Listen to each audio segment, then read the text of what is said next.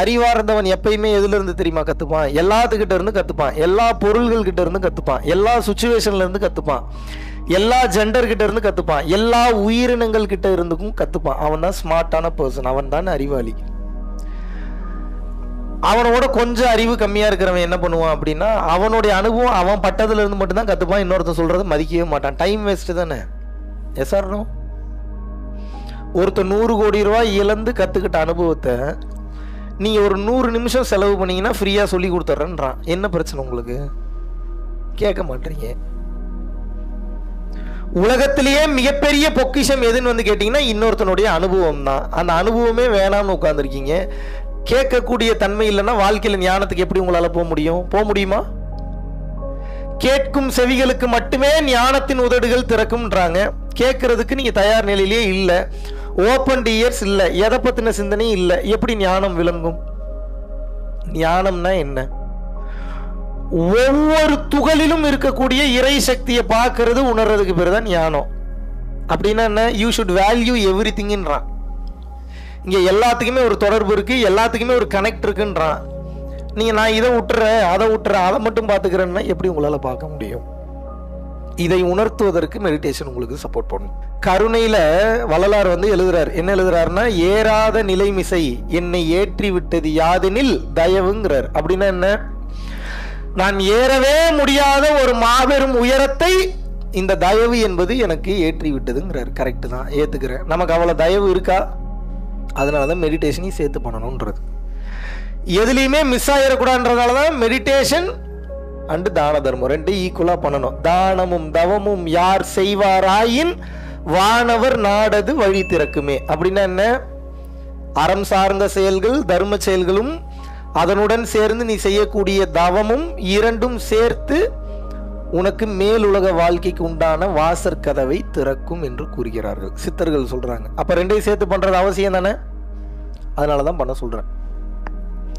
Meditation ஒரு கையில பிடிச்சுக்கணும், ஒரு கையில கருணையை பிடிச்சுக்கணும். ஈக்குவலா டிராவல் பண்ணுங்க. நீங்கள் நடக்கக்கூடிய பாதையெல்லாம் பூப்பாதையாக மாறும்.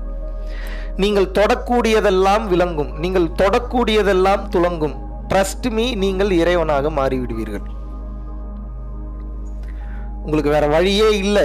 ஈஸியான வழி உங்களுக்கு சொல்லி கொடுத்துட்டேன். இதுக்கு மேல வேற ஏதாவது புதுசா ஒரு வழி இருக்குன்னா கூட லேட் ஆகும். கருணையையும் தவத்தையும் இன்று கலந்து சொல்லி கொடுப்பதற்கு சன்மார்க்கத்தை விட்டா வேற எந்த ஒரு அமைப்பும் உலகத்திலேயே கிடையாது. கருணையில அப்பேற்பட்ட விஷயம் இருக்கு. கருணையை கற்றுக்கொள்ளுங்கள். நினைத்து பார்க்க முடியாத மிராக்கள்லாம் உங்க லைஃப்ல நடக்குங்க. பாருங்க நீங்க. அதுக்கப்புறம் நீங்க எதெல்லாம் உங்க லைஃப்ல ரொம்ப கஷ்டம், இது நடக்குமா, இதெல்லாம் என் லைஃப்ல நடக்குமா, இப்படிலாம் ஆகுமா அப்படின்னு நீங்க எத்தனை விஷயத்த பார்த்து நீங்க ஏங்கி இருப்பீங்க. மிராக்கலா நடக்கும். எல்லாமே கண்ணிமைக்கும் நேரத்தில் நடக்கும். கொஞ்சம் முயற்சி பண்ணணும். நீங்கள் உங்களுக்கு இப்போ என்ன ஒரு நினைப்பு வந்துருச்சுன்னா, எனக்கு வயசாயிருச்சு, என் பிள்ளைங்க தான் படிக்கணும், நான் படிக்க தேவையில்லை அப்படின்ற மனநிலைக்கு வரீங்க. சாகிற வரைக்கும் உங்களுக்கு படிப்பனை இருக்கும். எப்போ நீங்கள் லேர்னிங்கை ஸ்டாப் பண்ணிட்டீங்களோ, லேர்னிங்னா என்ன? இந்த பிரபஞ்சம் சொல்லிக் கொடுக்கக்கூடியது, இந்த சுச்சுவேஷன் சொல்லிக் கொடுக்கக்கூடியது, இந்த சுற்றமும் சூழமும் நமக்கு சொல்லி தரக்கூடிய இந்த கல்வி, இந்த அனுபவ கல்வி எப்போ நீங்கள் கற்றுக்க நிறுத்திட்டீங்களோ முடிஞ்சு, பிரச்சனை வந்துருச்சுன்னு அர்த்தம். இன்னும் நீங்கள் எதுவுமே கற்றுக்கல. இப்போ தான் உங்களுக்கு ஸ்டார்ட்டே ஆகுது. இப்போயாவது வயசு இருக்குது, உடம்பு இருக்குன்னு சொல்லி சந்தோஷப்பட்டு இப்போயாவது தொடங்க ஆரம்பிக்கணும். இப்போ நீங்கள் தொடங்க ஆரம்பிச்சிங்கனாவே இது பல ப்ராசஸ்க்குள்ளே கொண்டு போகும். உடம்பு டயர்டாகும், காய்ச்சல் அடிக்கும், வாமிட் வரும், சுத்தமாக எந்திரிக்க முடியாது, நடக்க முடியாது, ஏகப்பட்ட பிரச்சனைகளுக்குள்ளே கொண்டு போய் உங்களை கிளென்ஸ் பண்ணும். உங்கள் பாடியை ஃபுல்லாக கிளென்ஸ் பண்ணி அதுக்கப்புறம் உங்களோட ஆன்மாவை கிளென்ஸ் பண்ணி உங்களுக்கு முக்திக்கு கொண்டு போகும். விளையாட்டு காரியம் அது? சொல்லுங்க பார்ப்போம். விளையாட்டா? அதனால தான் சொல்கிறேன், ரொம்ப கவனமாக இருங்க, ரொம்ப கவனமாக செயல்படுங்க, ரொம்ப ரொம்ப ரொம்ப ரொம்ப ரொம்ப ரொம்ப அவேராக இருங்க, ரொம்ப கான்சியஸாக இருங்கன்னு சொல்லி இத்தனை தூரம் சொல்வதற்கு உண்டான காரணமே அதுதான். ஒரே காரணம் என்ன அப்படின்னா, காலம் ரொம்ப வேகமாக போயிட்டுருக்கு. போக போக இன்னும் நமக்கு யாரும் இந்த உண்மையை இவ்வளோ டீப்பாக சொல்லித்தரதுக்கு ஆட்கள் வருவாங்க. ஆனால் பல வருட காலமாகும். நமக்கு டைம் கிடைக்கும் போதே மாறிக்கணும். புரிஞ்சுதா? அப்ப இன்னைக்கு இருக்கக்கூடிய ஞானிகள்லாம் எப்படி இருக்கணும் அப்படின்னா, வேலையே செய்யாமல் சும்மா இருக்கக்கூடிய சோம்பேறிகளாக இருக்கக்கூடாது. எல்லா வேலையும் செய்யணும், ஆனா எதுவும் தனக்காக செய்யாத வேலையா செய்யணும். இப்படிப்பட்ட பொதுநலவாதியாக இருக்க வேண்டும். இந்த தன்மையில் இருக்கும்போது கர்ம வினைகளும் வழியும், பேரு புகழும் அதிகமாகும், தெய்வத்துக்கிட்டையும் போயிருவீங்க, இறைவனாவே மாறிடுவீங்க. பண்ணிடலாமா? கொஞ்சம் கொஞ்சமா பிராக்டிஸ் பண்ணணும். உங்க குழந்தைங்களுக்கு நீங்கள் சேர்த்து வைக்கக்கூடிய, சொல்லிக் கொடுக்கக்கூடிய உண்மையான சொத்து தான். உங்க குழந்தைங்களுக்கு முதலில் மற்றும் கடைசியாக நீங்கள் இதைத்தான் சொல்லிக் கொடுக்க வேண்டும். சத்தியம் பண்ணுங்க, சொல்லிக் கொடுப்பேன்னு. மெயின் ஞானம் தான் முக்கியம்னு சொல்லுவீங்களா? வாழ்க்கையில எல்லாமே ஒன்னு விட்டு போயிருந்தா உங்களுடைய அன்பு கருணை மட்டும்தான் கூட நிக்கும்னு சொல்லி கொடுப்பீங்களா? என்ன ஆனாலும் உன் உயிரே போனாலும் சரி, இன்னொரு உயிருக்கு ஒரு கஷ்டம்னா முன்னாடி நில்லுன்னு சொல்லி கொடுப்பீங்களா? அதுக்கு முதல்ல உங்களுக்கு தைரியம் வேணும். ஏன் உயிர் போய் எதுக்கு இன்னொருத்த உயிர் நல்லா இருக்கும்னு நீங்க நினைக்க கூடாது. உங்க புள்ள இன்னொரு உயிருக்காக உயிரை கொடுக்க துணிஞ்சிட்டானே நினைச்சிட்டா உங்களுடைய பிறப்பு கூட அர்த்தம் இல்லாமல் போய்விடும். அவனது பிறப்பு அர்த்தம் பெற்றுவிடும். எப்படி வசதி? உங்க பிள்ளைங்க எப்படி கடைசி வரைக்கும் நீங்களே வச்சு கொழுக்கு முழுக்கு அழகு பார்த்துக்கிட்டே இருக்கணுமா? கடைசி வரைக்கும் வீட்டுக்கு கரெக்டாக டைமுக்கு வரானா, டைமுக்கு போறானா, வெளியே போறானா, வெளியே வரானா, இன்னைக்கு வாடானா வருவான், ஈடுறானா இருப்பான், ஒரு பிரச்சனை இல்லாத பையங்க, படுறானா படுப்பான், நாளைக்கு அந்த அந்த தெருவுக்கு குண்டு வைடானா வச்சிருவான், போய் படான்னு வச்சிருவான், வைப்பானா மாட்டானா, இருறானா இருப்பானா, போனா போவானா, வாடானா வருவானா, படுறானா படுப்பான். அப்போ குண்டு வைனா வைக்கத்தான் செய்வான். இதுக்கு பேர் புள்ளையாது, அதுக்கு பேர் ரோபோட். அதுக்கு பேர் என்ன? அதுக்கு பேர் என்ன? உங்களுக்கு ரோபோட் வேணுமா புள்ள வேணுமா? புள்ள வேணும்னா எல்லா சேட்டையும் பண்ணி தான், அசிங்கப்பட்டு அவமானப்பட்டு தான் கற்றுப்பான். வெயிட் பண்ணுங்க, டைம் கொடுங்க. உங்களை அதுக்காக கைட் பண்ண வேணான்னு சொல்ல.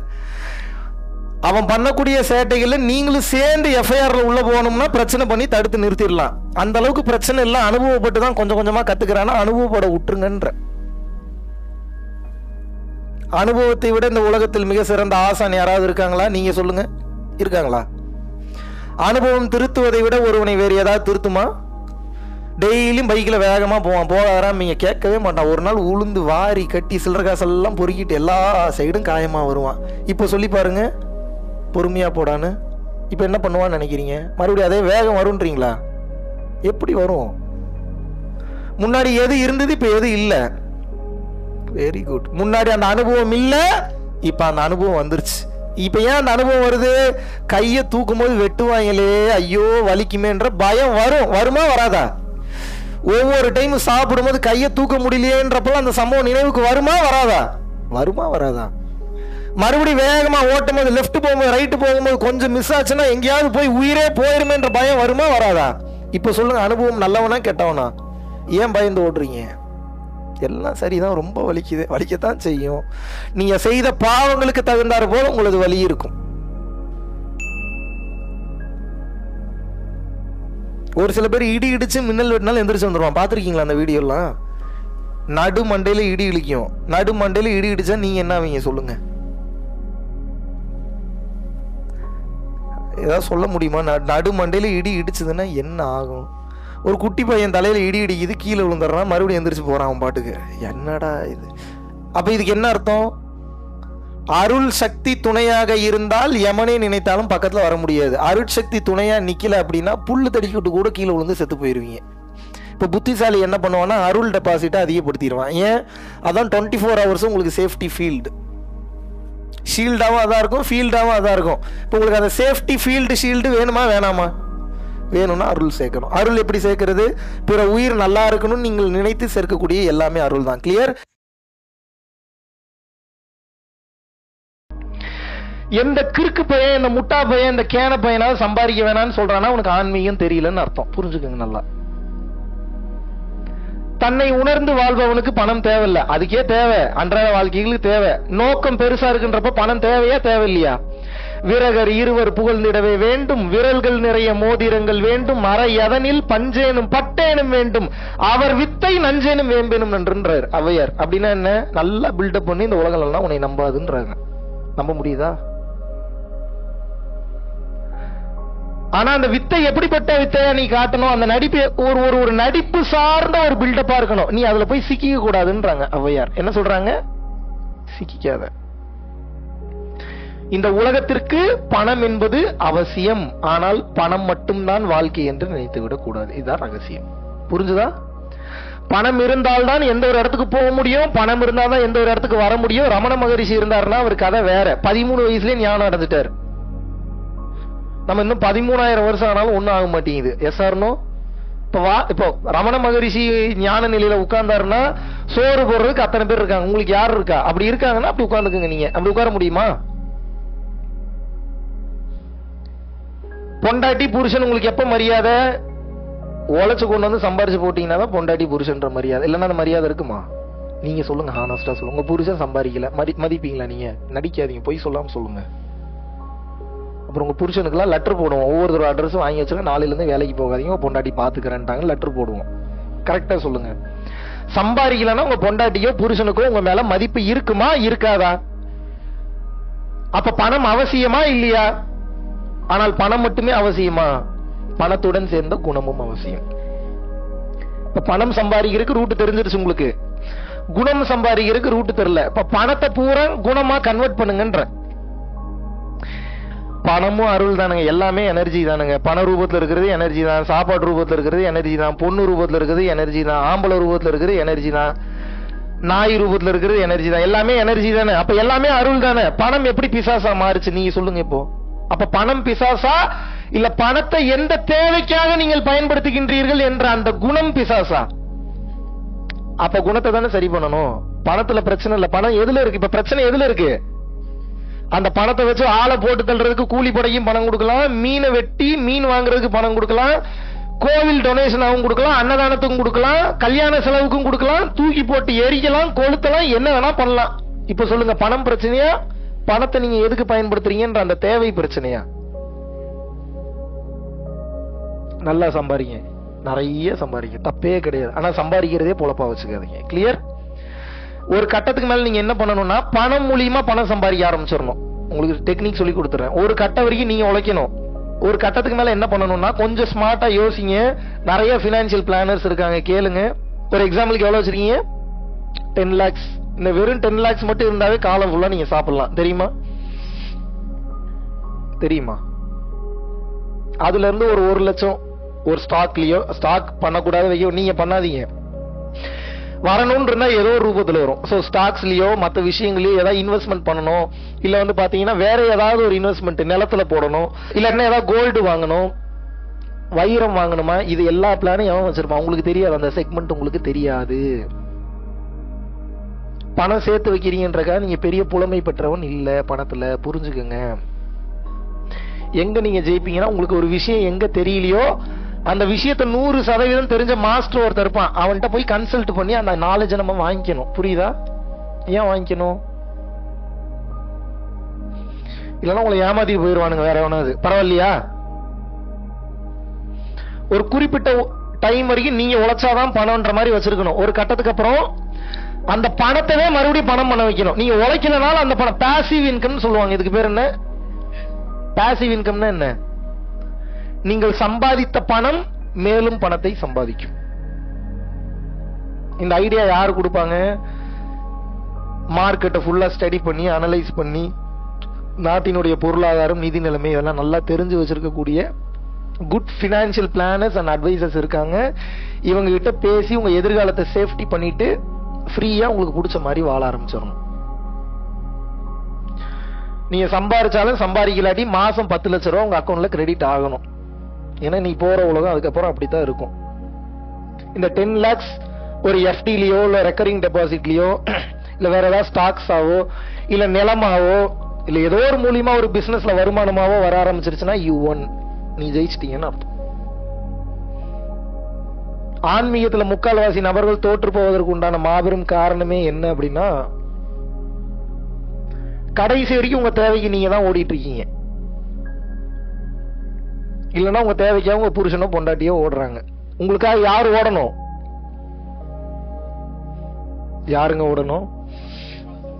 அவ்வளவுதான் மேட்டர். பணத்தை சம்பாதிக்க வச்சிருங்க, உங்களுக்கு வேலை இல்லை. எப்ப நீங்களே சம்பாரிச்சிட்டு இருக்கீங்களோ ஏகப்பட்ட வேலை இருக்கு. இது கிளியரா இருக்கா? அதனால பல பேர் வந்து இதுக்கு முன்னாடி நம்ம பரம்பொருள் யோகம் பயிற்சி தினமும் நீங்க பண்ணீங்கன்னாவே எந்த ஒரு எக்ஸ்டர்னல் பொருளும் நீங்கள் வாங்க வேண்டிய அவசியம் இல்லை. ஆனா அதை பண்ணுவீங்களா? அதான் கேள்வி.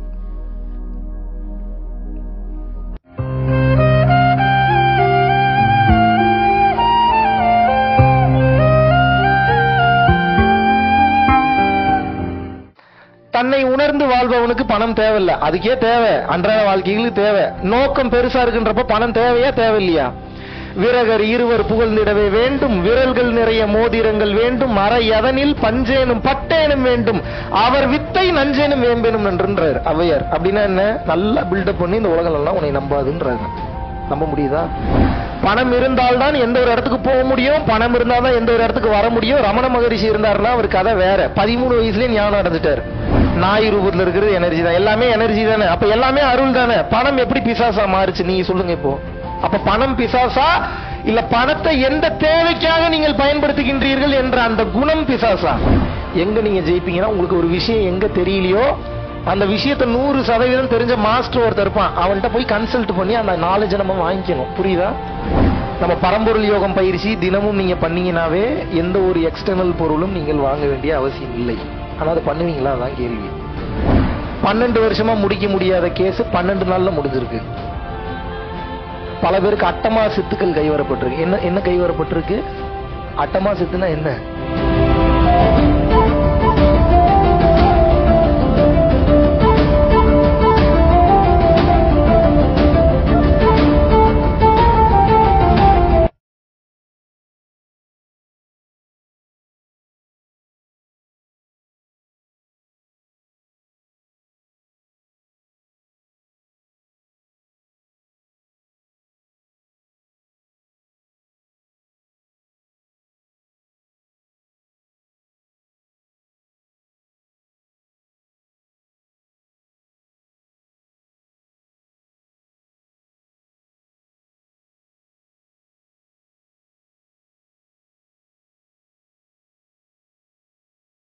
மெய்ஞானம் என்பது அறிவியலிற்கும் அப்பாற்பட்ட ஒன்று. அது என்ன சொல்லுது அப்படின்னா, it is a directed movie. அப்படின்னா என்ன அர்த்தம்? இந்த படம் ஆல்ரெடி எடுத்து முடிச்சாச்சு, எடுத்துட்டு இருக்கோன்னு கிடையாது. நல்லா புரிஞ்சுக்கணும். இந்த படம் எந்த படம்?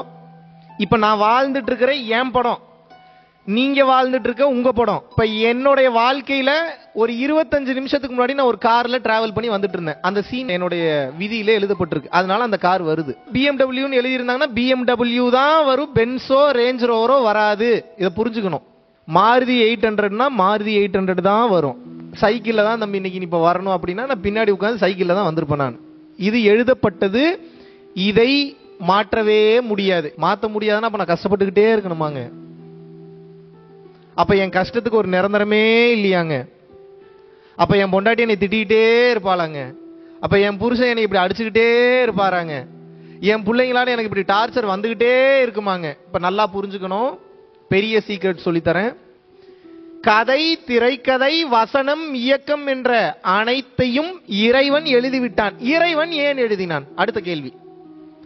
காலையில 9 மணிக்கு பால்காரங்க 2 டோர் இருந்தாலும் கொல்லப்பக்க கதவுல இருக்கக்கூடிய டோரை தான் தட்டி எழுப்பி, உங்களுக்கு 2 கொட்டாவினா 2 கொட்டாவி விடுவீங்க, 1 கொட்டாவினா 1 கொட்டாவி விடுவீங்க. டீப் லெவல்ல ப்ரோக்ராம் பண்ணியிருக்கான் இறைவன். எப்படி ப்ரோக்ராம் பண்ணியிருக்கான்? டீப் கோர் லெவல்ல ப்ரோக்ராம் பண்ணியிருக்கான். அந்த 2 கொட்டாவி விட்டுட்டு முதல்ல லெஃப்ட் கால் எடுத்து வைக்கிறீங்களா, முதல்ல ரைட் கால் எடுத்து வைக்கிறீங்களா, முன்னாடி நடக்கணுமா பின்னாடி நடக்கணுமா, ரைட் நடக்கணுமா, யூ டர்ன் பண்ணி போகணுமா, ஸ்ட்ரைட்டா போகணுமா, போன உடனே தாப்பால முதல்ல திறக்கிறீங்களா, இல்ல கீழே ஓபன் பண்ணி இருக்கக்கூடிய அந்த டோரினுடைய அந்த நாப திறக்கிறீங்களா? அனைத்தும் எழுதப்பட்டது. நம்ப முடியுதா?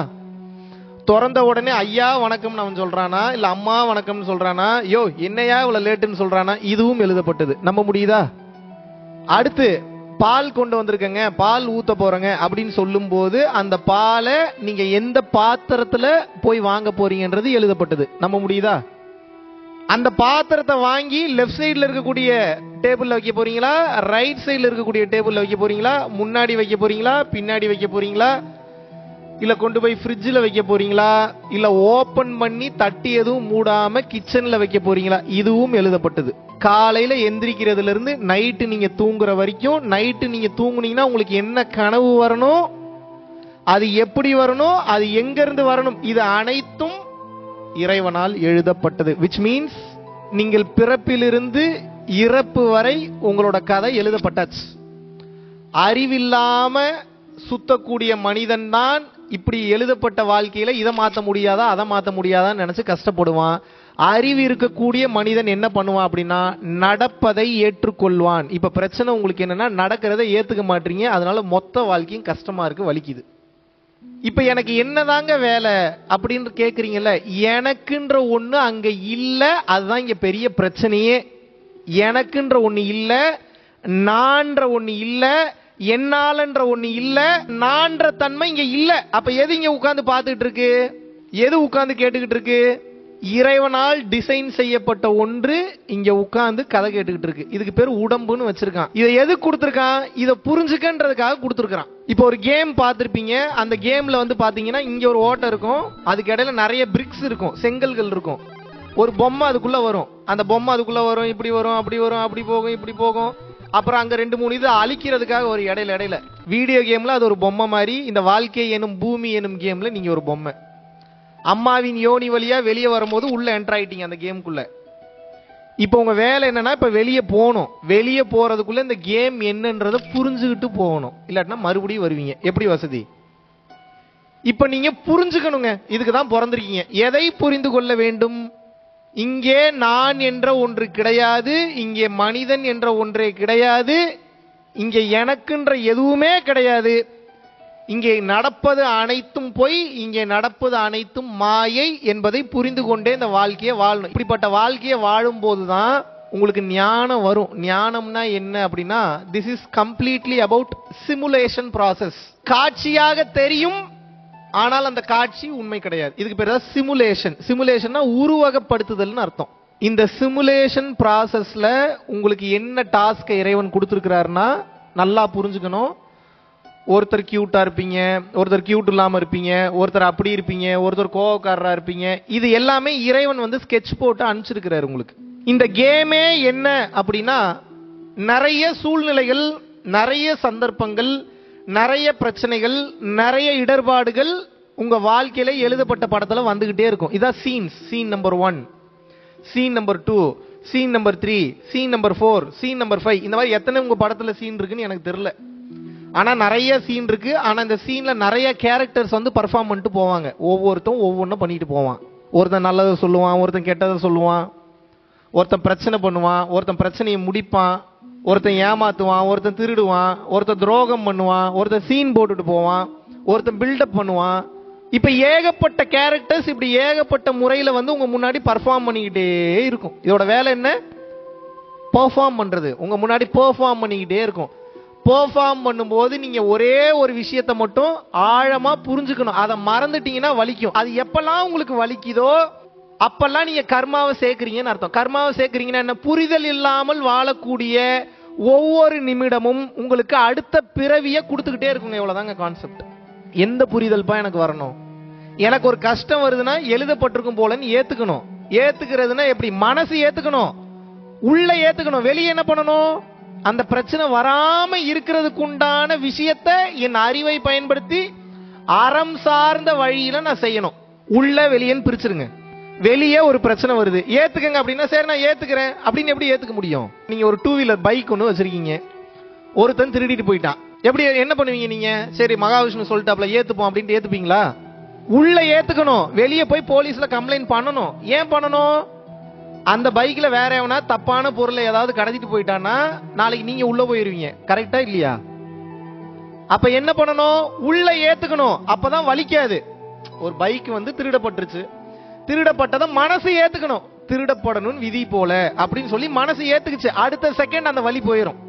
இறைவன் எதை செய்தாலும் ஒரு காரணத்திற்காக செய்வான். ஏத்துக்கிட்டே உள்ளுக்குள்ள வலிக்குமா? ஐயோ எத்தனை வருஷம் கஷ்டப்பட்டு இந்த பைக்கை வாங்கினேன், ஒவ்வொரு ரூபாயா சேர்த்து வச்சனே, ராவும் பகலும் கஷ்டப்பட்டு உழைச்சனேன்னு சொல்லி ஃபீல் பண்ண வலிக்குமா? இனிக்குமா? ரொம்ப வலிக்கும். உயிரே போயிடும் ஒரு கட்டத்துல. என்னடா பைக், ஒரு பைக் மேல இருக்கக்கூடிய அட்டாச்மெண்ட் உங்க உயிரை எடுத்துரும். இப்படி போயிடுச்சு, அப்படி போயிடுச்சு, நிம்மதியா தூங்க முடியாது, சாப்பிட முடியாது, அந்த அட்டாச்மெண்ட் உங்க உயிரை எடுத்துரும். அப்ப என்ன பண்ணணும்? உள்ள ஏத்துக்கணும். வெளியே என்ன பண்ணணும்? அந்த பிரச்சனையில இருந்து வெளியில வர்றதுக்கு உண்டான விஷயம் என்னென்ன பண்ணணுமோ அதெல்லாம் உள்ளுக்குள்ள பதட்டம் இல்லாம, வலி வேதனை இல்லாமல், துன்பப்படாமல், துயரப்படாமல், கஷ்டப்படாமல் வெளியே செய்ய வேண்டியதை நீங்கள் செய்ய வேண்டும். இவ்வளவுதான். உள்ள வெளியே ரெண்டையும் பிரிச்சுக்கங்க. இந்த கேம் எப்படி பிரிச்சுக்கணும்? உள்ள அகம், வெளியே புறம். உள்ளுக்குள்ள டக்கு டக்குன்னு ஏத்துக்கணும் எல்லாத்தையும், இல்லாட்டினா ரொம்ப வலிக்கும். இங்க பிரச்சனையே என்னன்னா ஏத்துக்க மாட்டீங்க, அதனால வலிக்குது. கேமே என்னன்னா, உங்களுக்கு இப்போ உங்களோட படத்துல பிறப்பிலிருந்து இறப்பு வரைக்கும் ஒரு 5500 சீன் இறைவன் எழுதியிருக்கிறாருன்னு வச்சுப்போம். இந்த 5500 சீன்ல உங்களோட பொறுமையை டெஸ்ட் பண்றதான் இறைவனுடைய வேலையே. இவன் சும்மா இருக்கானா, பிரச்சனை பண்றானா, அமைதியா போறானா, ஏத்துக்கிறானா, இல்லாட்டினா யாரையாவது குறை சொல்றானா, இல்லாட்டினா மத்தவனை குறை சொல்றானா, அவனையே குறை சொல்றானா. இறைவனுக்கு வேலையே என்ன அப்படின்னா, ஏகப்பட்ட சீன் எழுதி அதுல உங்களோட அகங்காரத்தை டோட்டலா அழிக்கணும், டோட்டலா சுக்குநூறா உடைக்கணும், டோட்டலா டெஸ்ட்ராய் பண்ணணும். இறைவனுடைய டியூட்டி என்ன அப்படின்னா, உங்களுடைய முழுமையான அகங்காரத்தை தவிடு பொடியாக்க வேண்டும் என்பதற்காக இந்த வாழ்க்கையை கொடுத்திருக்கிறாருங்க. அவ்வளவுதாங்க மேட்டர், சிம்பிள். குருவே சரணம். அனைவருக்கும் வணக்கம். படுத்த உடனே நிறைய பேர் தூங்கிடுறாங்க. இதுவே ஒரு பெரிய வரப்பிரசாதமா இருக்கு பல பேருக்கு. ஆனா எனக்கு தூக்கமே வரமாட்டேங்குதுங்க, தூக்கம் பெரிய பிரச்சனையா இருக்கு என்று பலர் கேட்பதை பார்க்க முடிகிறது. முதல்ல நல்லா புரிஞ்சுக்கணும், தூக்கம் வராமல் இருப்பதற்கு பல காரணங்கள் இருந்தாலும் அதனுடைய தூக்கத்திற்கு உண்டான அடிப்படை காரணமே என்ன அப்படின்னா புண்ணியம்னு அர்த்தம். தூக்கம்னாவே புண்ணியம் பாவம்னு அர்த்தம். இந்த ஆஸ்ட்ராலஜியில கூட 12 கட்டங்கள்ல 12வது கட்டம் என்ன அப்படின்னா, மெயினான கட்டம் தூக்கஸ்தானம், உறக்கஸ்தானம்னு சொல்லுவாங்க. அது எவ்வளவு முக்கியமான ஒரு ஸ்தானமா இருந்தா உறக்கத்துக்கு பாத்தீங்கன்னா ஒரு கட்டமே கொடுப்பாங்க. அப்ப பாத்துங்க எப்படி 12வது கட்டத்துல உறக்கஸ்தானம் கொடுக்கறாங்க அப்படின்னா, அப்ப தூக்கம் என்பது ஒரு மனிதனுக்கு மிகவும் அவசியமான ஒன்று. தூக்கம்ன்ற ஒன்று இல்லைன்னா சீக்கிரமாக பைத்தியமாகி செத்து போயிடுவான். இதுதான் நடப்பது. இதுல 2 வகை இருக்கு தூக்கம் இல்லாமல் இருக்கிறதுல. ஹை எனர்ஜெட்டிக்கா தூக்கம் இல்லாம இருந்தீங்கன்னா உடம்பு எனர்ஜெட்டிக்கா இருக்கும், உடம்புல எந்தவித பாதிப்பும் ஏற்படாது. ஆனா எனர்ஜெட்டிக்கா இல்லாம தூக்கம் இல்லாம இருக்கீங்க, டயர்டாவே இருக்குன்னா உயிர் சக்தி உங்களுக்கு விரயமாகி கொண்டிருக்கிறது என்ற அர்த்தம். சீக்கிரமா நாம் உயிர் பிரிய போகிறோம் என்று அர்த்தம். அதனால்தான் தூக்கம் மிகவும் அவசியமான ஒன்றாக இருக்கிறது. தூக்கம் இல்லாம அவஸ்தைப்படுறவங்க இன்னைக்கு உலகம் ஃபுல்லா நிறைய பார்க்க முடியுது. இதை பத்தி இன்னைக்கு தெளிவா பேசலான் இருக்கேன். அதாவது தூக்கம்னா என்னன்னா, மனம் இலகுவாக மாறிவிட்டது என்ற அர்த்தம். மனம் யாருக்கு இலகுவா லேசா இருக்கோ படுத்த உடனே தூங்கிடுவாங்க. மனம் யாருக்கு ரொம்ப ஸ்டிஃபா டைட்டா ரொம்ப கடுகடுன்னு இருக்கோ அவர்களுக்கு படுத்தவுடன் தூக்கம் வராது, டீப் ஸ்லீப்புக்கு போக முடியாது. அந்த நிம்மதியான உறக்கம் என்பது அவர்களுக்கு வாய்க்க பெறாது. காரணம் என்னன்னா, இறுகப்பட்ட மனம். சோ இறுகப்பட்ட மனம், இலகுவாகப்பட்ட மனம் ரெண்டா பிரிச்சுக்கங்க. அப்படின்னா stressed mind, free flow mind, ஃப்ரீயா இருக்கக்கூடிய மைண்டு. சரணாகதி நிலையில் ஏற்றுக்கொள்ளக்கூடிய தன்மையில் இருக்கிறவங்களுக்கு வாழ்க்கை எல்லாமே எப்பேற்பட்ட ஒரு மலை போல ஒரு பிரச்சனை வந்தாலும் அது ரொம்ப சாதாரணமா அதை டீல் பண்ணக்கூடிய பக்குவம் அவர்களுக்கு இருக்கும். ஏன்னா அதை ரொம்ப ஈஸியா ஃப்ரீ ஃப்ளோ மைண்டடா, ஃப்ரீ ஃப்ளோ மென்டாலிட்டியில ஈஸியா ஏத்துக்கிறாங்களே. ஆனா இதுவே யார் ஒருத்தர் பாத்தீங்க அப்படின்னா ரொம்ப ஸ்ட்ரெஸ்டா ஒவ்வொன்னையும் எனக்கு இது வேணும் அது வேணும், அதான் எடுக்கிறவன் கொடுக்கிறவன் ரெண்டா பிரிச்சிருங்கன்னு சொன்னேன்ல. கொடுக்கிற தன்மையில இருக்கிறவன் படுத்தோடனே தூங்கிடுவான். எடுக்கிற தன்மையில இருக்கிறவன் எவ்வளோ எடுத்தாலும் தீராது. அந்த அலிபாபா குகையில உள்ளுக்குள்ள போயிட்டீங்க அப்படின்னா, அந்த அலிபாபா குகைக்குள்ள உள்ள நீங்க போன உடனே அவ்வளவு தங்கம் அவ்வளவு வயிறு இருக்கும். அதை எடுத்து முடிக்க முடியுமா? அது எடுக்க வந்துகிட்டே இருக்கும். எடுக்க ஒரு கட்டத்துல வாழ்க்கை வீணாக போய்விடும், இறந்தும் நாம் விடுவோம். அது போலத்தான் கொடுக்கப்பட்ட குறிப்பிட்ட காலகட்டத்தில் இந்த 100 வருஷ வாழ்க்கைனா 100 வருஷம் இந்த ஆவரேஜ் லைஃப் ஸ்பேன்ல இறைவனை பார்ப்பதை விட்டு பொருள் தன்மையிலேயே அதிகம் நாம் சென்று, பொருள் வேணும் தான் நான் இல்லைன்னு சொல்ல, அளவான பொருள் எல்லாமே அளவுதாங்க. உணவு, அறிவு, தங்கம், வைரம், பணம், லிக்விட் ஐட்டம்ஸ், இல்லாட்டினா ஊர் சுத்தக்கூடிய ஆசை, எல்லாமே லிமிட்டா இருக்கிற வரைக்கும் பிரச்சனை இல்லை. லிமிட்டை தாண்டி அன்லிமிட்டடா வேற எதுவுமே இருக்கக்கூடாது. அருள் நிலையை தவிர அன்லிமிட்டடா எது இருந்ததுனாலும் பிரச்சனை தான் இந்த உலகம் சார்ந்த வாழ்க்கையில். அப்போ யார் ஒருத்தங்க கொடுக்கிற மனநிலையோட வாழ்றீங்களோ நீங்க நோட் பண்ணி பாருங்க, உங்களுக்கு சீக்கிரம் தூக்கம் வரும். எடுக்கிற மனநிலையில நீங்க இருக்கீங்கன்னா நிம்மதியாக தூக்கம் வராது. அதுக்கு பேர் எப்படி வேணாலும் வச்சுக்கோங்க. நான் சீரியல் என்டர்பிரினர்னு வச்சுக்கோங்க, நான் பிசினஸ் மேக்னெட்னு வச்சுக்கோங்க, நான் வியாபார காந்தம், எப்படி நீங்க வச்சுக்கிட்டீங்கனாலும் தூக்கம் நிச்சயமாக வராது. உலகம் சார்ந்த விஷயங்கள்ல நீங்க பெரிய நிலையை அச்சீவ் பண்ணலாம், உள்தன்மையில நிம்மதியான தூக்கம் இருக்காது.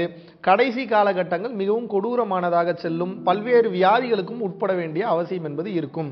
இப்போ உங்களுக்கு சிம்பிளா புரிய வைக்கிறேன். இன்னைக்கு எனக்கு போனோடனே படுத்தோடனே தூக்கம் வரணும்னா என்ன பண்றீங்கன்னா, காலையில முழிச்சதுல இருந்து சாயந்தரம் தூங்குற வரைக்கும் எங்க போலாம், எதை சம்பாதிக்கலாம், எவ்வளவு சொத்து சேர்க்கலான்றதுல மட்டும் இல்லாம யாருக்காவது நான் ஏதாவது கொடுக்க முடியுமான்னு பணமாகவோ பொருளாகவோ சாப்பாடாகவோ ஏதாவது கொடுங்க, இல்ல அறிவாகவோ தானமாகவோ ஞானமாகவோ ஏதாவது கொடுங்க. இப்படி நீங்க கொடுக்க தான் உங்களுக்கே உங்க மேல ஒரு மரியாதை வரும். ஏன்னா ஆன்மாவினுடைய அடிப்படை குணமே என்ன? கொடுப்பது. உதவி செய்வது, சேவை செய்வது. ஆனா இந்த மனம் தான் வேணுங்கிற தன்மையில இருக்கு, ஆன்மா கொடுக்கணுன்ற தன்மையில இருக்கு. அப்ப இந்த மனதினுடைய ஆசைக்கு இந்த ஆன்மா சக்தி கொடுத்துக்கிட்டே இருக்குது. அப்ப இந்த மனமானது எப்ப பக்குவப்பட ஆரம்பிக்குதோ, கொடுக்கணுன்ற தன்மைக்கு வர ஆரம்பிக்கிறதோ, மனம் என்பது இலகுவாக ஆரம்பிக்கும், ஃப்ரீ ஆகும். எப்ப மைண்ட் ஃப்ரீ ஆகுதோ படுத்த உடனே தூக்கம் வரும். அப்ப படுத்த உடனே தூக்கம் வரணும்னா ஸ்லீப்பிங் பில் போடாம தயவு செய்து நிச்சயமாக கொடுக்கும் தன்மையை வளர்த்துக் கொள்ளுங்கள். ஃபவுண்டேஷனுக்கு கொடுங்க, பரம்பொருள் ஃபவுண்டேஷனுக்கு கொடுங்கன்னு சொல்லல. விருப்பப்பட்டவங்க இங்க கொடுக்குறீங்க. இல்ல என் கையால் என்னை சார்ந்தவர்களுக்கு நான் கொடுக்கிறேன் என்று நினைப்பவர்கள், உங்களை சார்ந்து இருப்பவர்களுக்கு தாராளமாக நீங்கள் கொடுக்கலாம். அந்த மாதிரி தன்மையில் இருக்கும்போது உங்களது மனம் இலகுவாகிவிடும். படுத்த உடனே தூக்கம் வரும். இப்படி பல்லாயிரக்கணக்கான நபர்கள் கொடுக்கும் தன்மைக்கு வந்து எடுக்கும் தன்மையிலிருந்து மாறி கொடுக்கும் தன்மைக்கு போய் படுத்த உடனே தூங்குறாங்க, நிம்மதியா தூக்கம் வருது, உடம்பு பிரச்சனை சரியாகுது, மனப்பிரச்சனை சரியாகுது, உடல் நோய்கள் குணமாகுது, மிராக்கிள்ஸ்லாம் அவங்க வாழ்க்கையில நடக்க ஆரம்பிச்சிருச்சு. இப்ப தூக்கம் என்பது ஒரு பிரச்சனையா? கிடையவே கிடையாது. அருட்சக்தி அதிகமாக வரும்போது தூக்கம் வராது. ஆனால் வந்து பாத்தீங்கன்னா ஆக்டிவா இருக்கு, எனர்ஜியா இருக்கு, எந்த பிரச்சனையும் உடம்பு கிடையாது. அருட்சக்தி இல்லாம பிரச்சனையில தூக்கம் வராம இருக்கும்போது உடல் சோர்வடையும், உடல் பாகங்கள் சோர்வடையும், தேவையில்லாத பிரச்சனைகள் வரும். ஒரு கட்டத்திற்கு மேல் ஏகப்பட்ட பாதிப்புகளுக்கு உண்டாகி உயிர் விடும் நிலை நிச்சயமாக ஏற்படும். அதனால கொடுக்கிற தன்மைக்கு கொஞ்சம் கொஞ்சமா மாத்துங்க. படுத்தவுடன் நிச்சயமாக தூக்கம் வரும். நன்றி, வணக்கம்.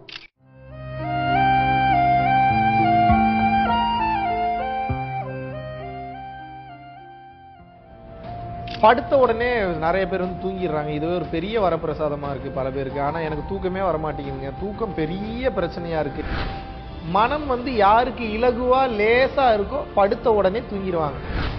எனக்கு இது வேணும், அது வேணும். அதான் எடுக்கிறவன் கொடுக்கிறவன் ரெண்டா பிரிச்சிருக்குன்னு சொன்னல. கொடுக்கிற தன்மையில இருக்கிறவன் படுத்த உடனே தூங்கிடுவான்.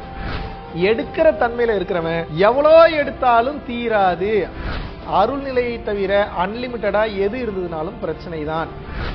ஆன்மாவினுடைய அடிப்படை குணமே என்ன? கொடுப்பது. எப்ப மைண்ட் ஃப்ரீ ஆகுதோ படுத்த உடனே தூக்கம் வரும். கொடுக்கிற தன்மைக்கு கொஞ்சம் கொஞ்சமா மாத்துங்க. படுத்தவுடன் நிச்சயமாக தூக்கம் வரும்.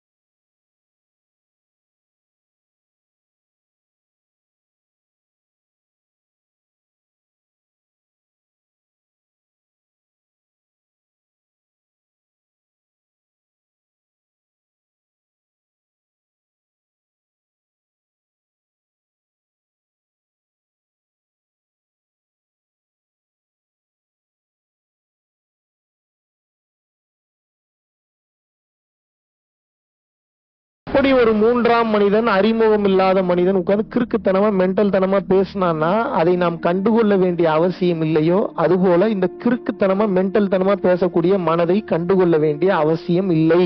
until if it is really needed to examine and do something with it. அப்படின்னா என்ன? உங்களுடைய மனம் ஒரு பைத்தியக்காரன், மனம் ஒரு கிறுக்க. இப்போ அப்புறம் குருவா மாறுவான், அப்புறம் தெளிவானவனா மாறுவான், அப்புறம் மந்திரச்சாவியா மாறுவான், அப்புறம் இறைவனா மாறுவான். அது அப்புறம். இப்ப எப்படி இருக்கான்? கிறுக்க, முட்டாள், மூடன், அறிவில்லாதவன், சுயநலவாதி, விளங்காதவன், பொறாம புத்தி பிடிச்சவன், பழி வாங்கணும்ன்ற எண்ணம் வச்சிருக்கிறவன், சுகமாவே இருக்கணும்ன்ற எண்ணம் பெற்றவன் யார்? யார்? நாமும் மனமும் ஒன்று அல்ல. இங்கதான் நிறைய பேர் மாட்டிக்கிறீங்க. நல்ல 2 காதையும் ஓபன் பண்ணி வச்சுட்டு கேளுங்க. நீங்களும் உங்கள் மனமும் ஒன்று அல்ல. மனம் என்பவன் தேர்ட் பர்சன். மைண்ட்ன்றவன் யாரு? கத்திக்கிட்டே இருப்பான், அதனாலதான் அவனுக்கு பேர் தேர்ட் பர்சன். மனமும் நீங்களும் ஒன்றாக இருந்தால் நீங்கள் சொல்லும் போது மனம் நிக்கணும். நிக்குதா? போ நிக்குதா? ஹானஸ்டா பேசுங்க. நிக்குதா நிக்கலையா? நீங்க ஒரு செயலை சொல்லி அந்த செயலை உங்கள் மனம் செய்ய முடியவில்லை என்றால் அவனும் நீங்களும் ஒன்னா இல்ல அவனும் நீங்களும் வேற வேறையா? ஹானஸ்டா பேசுங்க. நீங்களும் மனமும் ஒன்றா வேற வேறையா? இது இன்னைக்கு நல்லா தெளிவா புரிஞ்சுக்கணும். நீங்களும் மனமும் ஒரே பொருள் கிடையாது. நீங்கள் வேறு மனம் வேறு, நீங்கள் வேறு மனம் வேறு, நீங்கள் வேறு மனம் வேறு, நீங்கள் வேறு மனம் வேறு. நான் தான் மனசுன்னு கன்ஃபார்ம் பண்ணிட்டீங்கன்னா இப்ப எல்லாத்துக்கும் வலிக்கும். ஏன்னு சொல்றேன் கேளுங்க. ஒரு எக்ஸாம்பிளுக்கு ஒரு முக்கியமான ஒரு இடத்துக்கு போறீங்க, ஒரு கடைக்கு போறீங்க. அங்க கடையில ஒரு அழகான பொருள் இருக்கு, உங்களுக்கு திருட்டு புத்தியே இல்ல. ஆனா இந்த மைண்ட் சொல்லுமா சொல்லாத, அதை எடுத்து பாக்கெட்ல போட்டுக்கன்னு. இப்ப நீங்க என்ன நினைக்கிறீங்கன்னா, எவ்வளவு கேவலமான புத்தி வருது நமக்கு, ரொம்ப கெட்டவன் போல, எடுக்க கூடாது எடுக்க கூடாது. பாதி பேர் எடுக்காம வந்துடுறீங்க, பாதி பேர் எடுத்து போட்டு வந்துடுறீங்க. இதுல மனம் பாருங்க, ஒரு தாட்டை ஒரு ஃபிராக்ஷன் ஆஃப் செகண்ட்ஸ்ல கொடுக்குது. இப்ப பொருள் எடுத்து பாக்கெட்ல போடாதவனுக்கு பிரச்சனை இல்ல, பொருள் எடுத்து பாக்கெட்ல போட்டவன் நிலைமை நினைச்சு பாருங்க. இப்ப மாட்டாத வரைக்கும் அவன் பிரச்சனை இல்ல. இப்ப அந்த ரீடரை கிராஸ் பண்ணி வரும்போது கத்துமே, இப்ப மாட்டிக்கிட்டான். இப்ப நினைச்சு பாருங்க, இப்ப அசிங்கப்படுவானா மாட்டானா? அவனை போலீஸ்ல புடிச்சு கொடுக்க வாய்ப்பு இருக்கா இல்லையா? வாய்ப்பு இருக்கா இல்லையா? அவனுக்கு சென்டென்ஸ் ஆகுறதுக்கு வாய்ப்பு இருக்கா இல்லையா? 200% வாய்ப்பு இருக்கு. இதெல்லாம் எதனால நடந்தது? அந்த பொருள் எடுத்து பாக்கெட்ல போடு, அவ்வளவுதான். அது சொல்லிட்டு அமைதியாயிருச்சு. நீங்க என்ன பண்றீங்க? இந்த போட்டுறேன்னு எடுத்து போட்டுறீங்க. இப்ப நீங்களும் அவனும் ஒன்னா? சொல்லுங்க.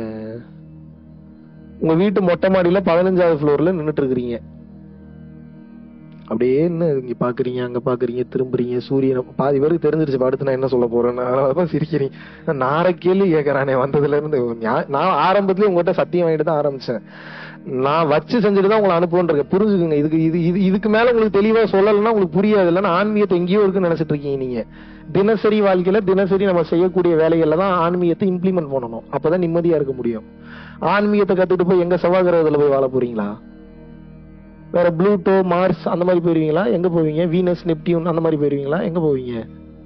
ஆன்மீகத்தை கத்துக்கிறதுக்கு எதுக்கு? பழைய பொண்டாட்டியை கழட்டி விட்டு புது பொண்டாட்டியை கல்யாணம் பண்றதுக்கா? பழைய பிள்ளைங்களை கழட்டி விட்டுட்டு புது பிள்ளைங்களை பெத்துக்கிறதுக்கா? பழைய சொந்தக்காரங்களை பூரா பேரையும் துப்பாக்கி எடுத்து சுட்டுட்டு புது சொந்தக்காரங்களை மெயின்டைன் பண்றதுக்கா? எதுக்கு ஆன்மீகம்ன்றது?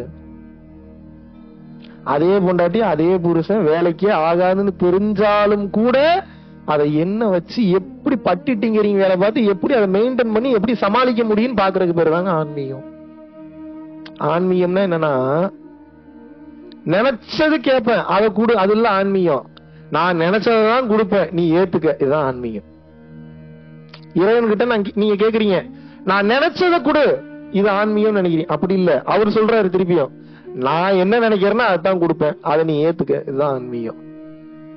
இப்ப ஆசைப்பட்டது கிடைக்காம போறதுக்கு நிறைய வாய்ப்பு இருக்கா, இல்ல ஆசைப்பட்டது கிடைக்கிறதுக்கு நிறைய வாய்ப்பு இருக்கா?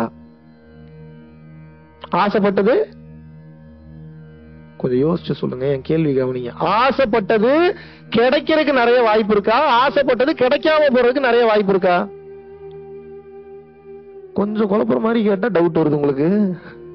அதுல என்ன டவுட் சொல்லுங்க. கரெக்ட் தான், கிடைக்காம போறதுக்குதான் வாய்ப்பு இருக்கு. எதுக்கு வாய்ப்பு அதிகமா இருக்கு? கிடைக்காம போறதுக்குதான் வாய்ப்பு இருக்கு. இறைவனுடைய பியூட்டியா தான், நீ கேட்கறத கொடுக்க மாட்டேன், என் இஷ்டத்துக்கு தான் கொடுப்பேன், வாங்கிக்க. இப்ப பிரச்சனை என்ன, கொடுக்கறத வாங்க மாட்டீங்கப்பா, தான் பிரச்சனை. அவர் உங்க பக்குவத்தை அதுலதான் டெஸ்ட் பண்ணுவாரு. சம்பந்தமே இல்லாத ஒரு பொருளை கொடுத்து ஏத்துக்க என்ன பண்ணுவ அப்படின்னு கேட்பாரு.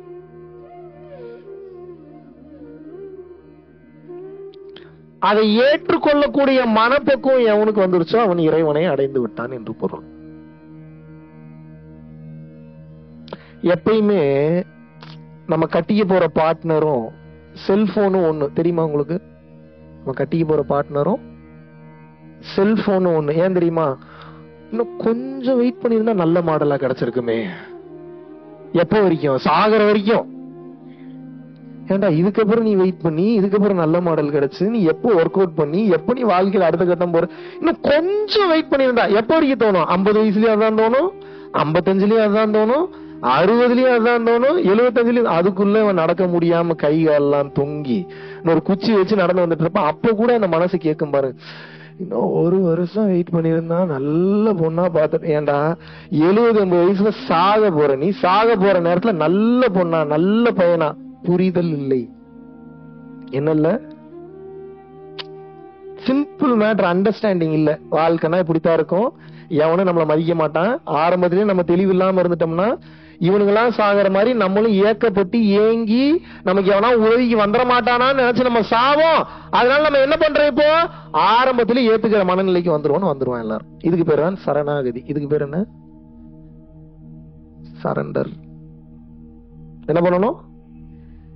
முடிஞ்ச அளவுக்கு மாத்த ட்ரை பண்ணுங்க. ஒரு எக்ஸாம்பிள் சொல்றேன். இப்போ நேத்து இங்க கேஎல் வரேன், ஃபிளைட்ல தான் வரேன். ஃபர்ஸ்ட் ஒரு ஃபிளைட் போடுறேன். கரெக்டா அந்த ஃபிளைட்டை மிஸ் பண்ண வேண்டிய ஒரு சூழ்நிலை வருது. மிஸ் பண்ணிடுவோனா வேணாமா இந்த குழப்பம் போய்கிட்டே இருக்கு. அப்ப ரெண்டாவது ஆப்ஷன் யோசிக்கிறேன். ஒண்ணுன்னு அடுத்த டிக்கெட் போடணும், அப்படி இல்லாட்டினா ஏர்போர்ட்டுக்கு முன்னாடியே போகணும். 2 ஆப்ஷன் இருக்கு எனக்கு.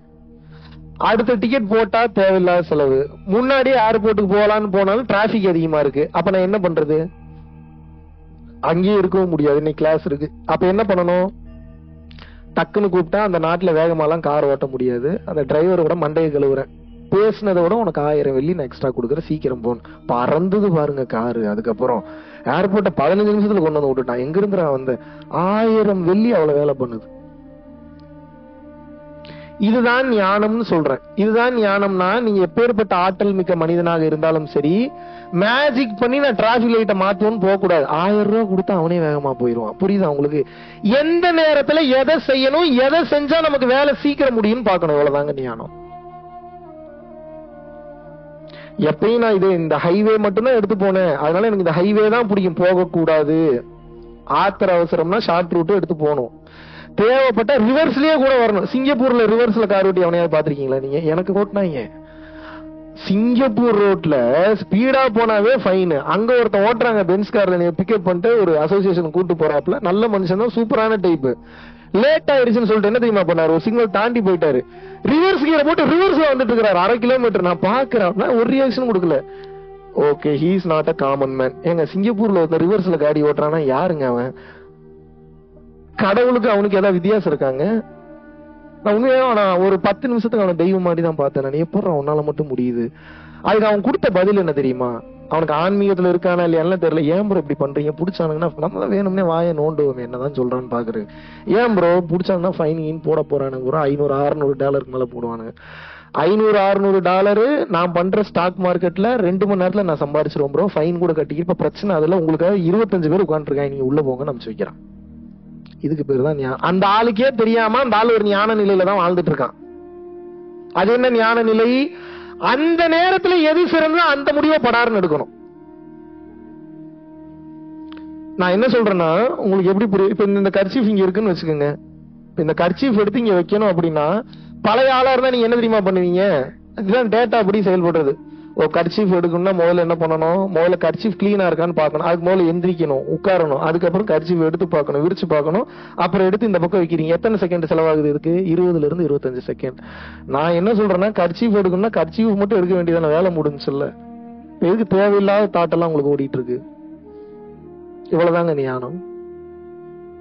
புரியுதா? என்ன புரிஞ்சது இப்ப நான் சொன்னதுல? இவ்வளவுதான் ஞானம்னா எவ்வளவுதான் ஞானம்? இப்படி எடுக்க வேண்டிய கர்ச்சீஃப் இப்படி எடுத்துருங்கன்ற. எதுக்கு இப்படி கொண்டு வரீங்க? நீ இப்படி போய் இங்க இருந்து கீழே வந்து இங்க இருந்து சைடுல போய் இப்படி வந்து தொடர்றதுக்கு இப்படி தொட வேண்டியதானே?